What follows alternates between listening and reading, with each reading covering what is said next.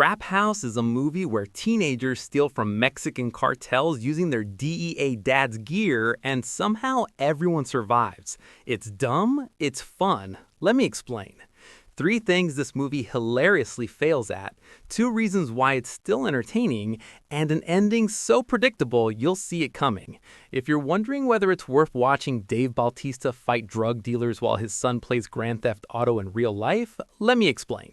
First, let's talk about this ridiculous premise. Okay, buckle up. A group of DEA agents has teenage sons who all go to the same school and are best friends. Already, what are the odds? Anyway, one of the agents dies in a shootout. His son Jesse needs money to move back to El Paso because, dead dad means broke family. So what do his genius friends do? They decide to rob drug cartel safe houses. How? By stealing their DEA dad's tactical gear, night vision goggles, rubber bullet shotguns, the works, and hitting the stash houses of the very cartels their fathers are investigating. Let me repeat that. Teenagers steal military-grade equipment from trained federal agents and somehow their parents don't notice. These are DEA agents, elite law enforcement, and they don't realize their sons are running around like bargain bin Suicide Squad members robbing narcos. The movie takes this premise completely seriously. No comedy, no winks at the camera, just straight-faced teenage heist drama.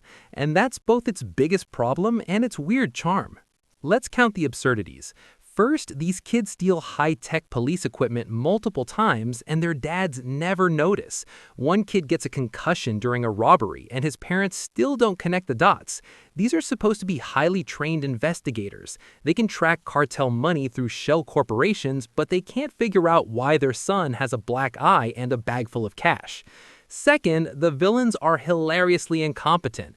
They get robbed 3 times by the same group of teenagers and never think, hey, maybe we should upgrade our security. They have cameras, guards, and connections, but somehow 4 high schoolers keep clapping them. Third, and this is my favorite, the girlfriend twist. The main kid, Cody, starts dating a girl named Teresa. Spoiler alert, that's not actually a spoiler because you'll see it coming. She's the cartel boss's daughter. She's been playing him the whole time. The movie treats this like a shocking revelation. It's not. We all knew from scene 1. And the plan? The kid's master strategy is basically, let's walk into a cartel safe house and hope nobody shoots us. That's it. No real tactics, no contingency plans, just teenage confidence and stolen night vision.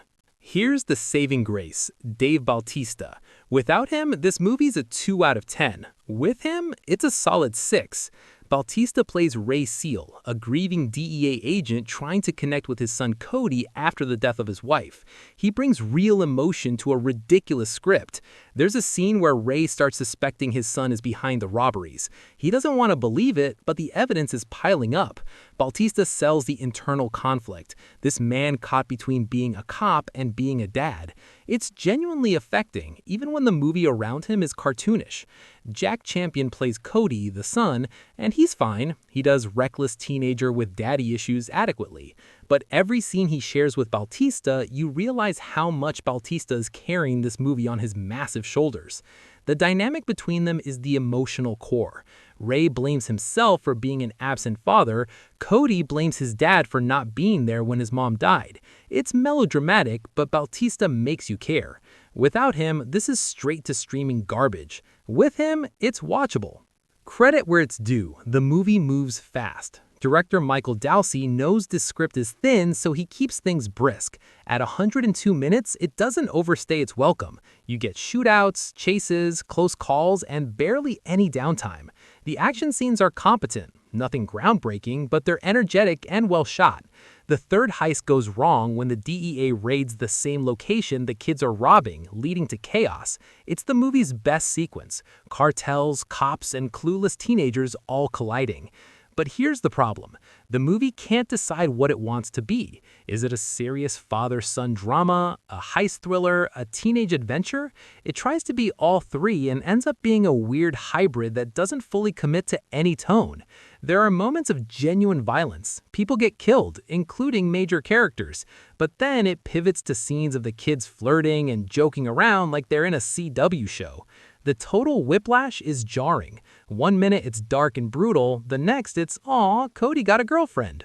The climax is exactly what you expect. The cartel figures out the kids are responsible, they kidnap one of them to force Cody to return the stolen goods, Ray figures out his son is involved and organizes a DEA rescue operation. Big shootout, bad guys die, kids survive.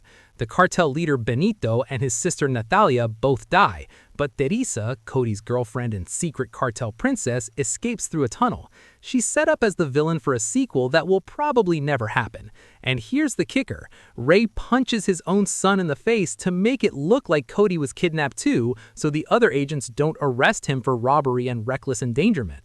One of Ray's colleagues figures it out and keeps quiet, because apparently covering up multiple federal crimes is fine if your kid learned a lesson. The movie ends with Ray and Cody's relationship healed.